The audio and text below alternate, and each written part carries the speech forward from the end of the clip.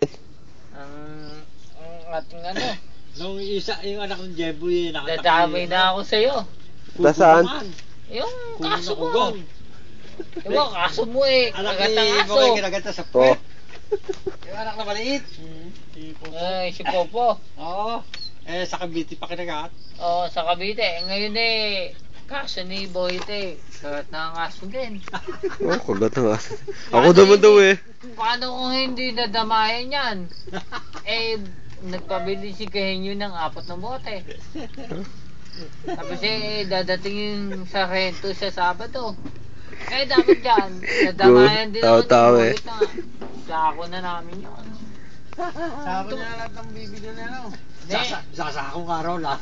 Sasako daw lahat. Pinapasa ako dun eh. Bibi. Tapos eh, kambing. Baka. Pati baka? Ha? Yung Toretto eh. Pwede ba siya? Kailangan daw magpagawa ka ng ano. Hindi. Sako. Kasi daw na. Ade. Sabi, sasako ko daw yung kambing, yung bibi. Sasako ko na. Ngayon, pinapadala yung kambing, sabi ni Boyet, si Kenyo daw, dadala yung kambing.